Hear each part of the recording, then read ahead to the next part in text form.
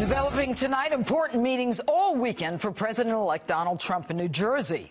Here with reaction and analysis to the latest transition news, former U.S. Ambassador to the UN and Fox News contributor John Bolton. All right, good evening, Ambassador. Now, glad to be with you. I want to do two things with you tonight, and I hate looking in the rearview mirror, especially when it comes to President Obama. But I know that he's traveling, and I don't know where he is, but I know he was with Angela Merkel, and he's headed somewhere, Peru, or what is the guy doing, and why is he doing it?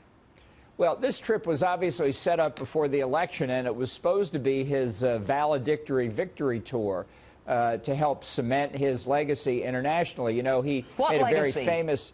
Well, I would be hard-pressed to describe it, but it's obviously not turned out the way that he planned it because those persnickety American people didn't elect Hillary Clinton.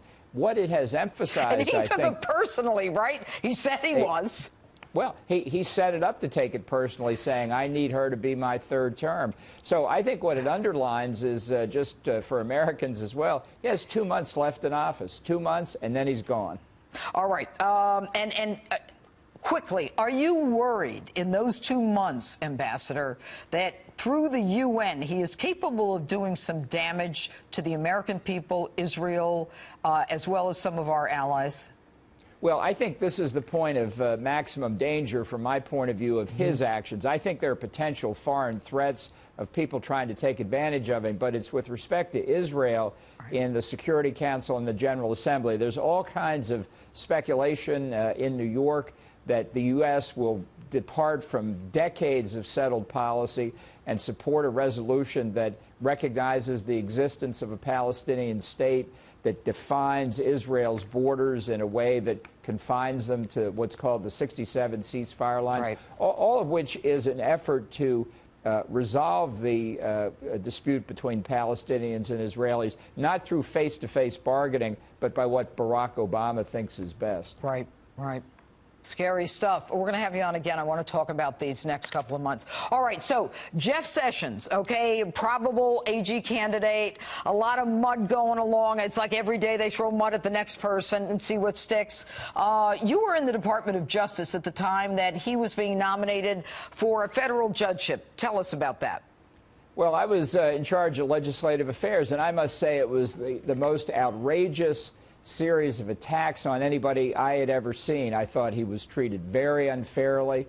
I thought he was the victim of really a political campaign.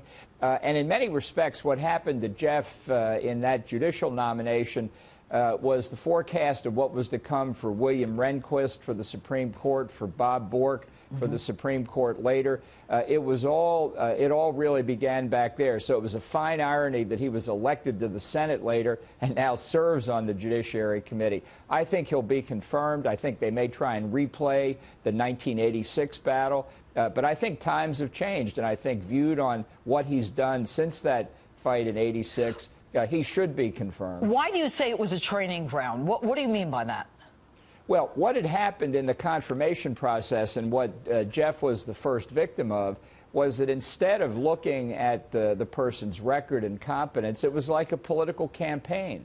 And a nominee is very hard-pressed to defend when you have outside interest groups digging things out of the record, trying to present them without context. There was open revolt from within the Civil Rights Division of the Justice Department, openly working with liberal members of the Judiciary Committee and others to sabotage the nomination. It was startling to all of us. But as I say, it was just the beginning of what was to come over the next 30 years. Interesting. All right. Well, it seems that he is well respected and has a great record that I talked about earlier in the show. Anyway, Ambassador John Bolton, thanks so much for being with us tonight.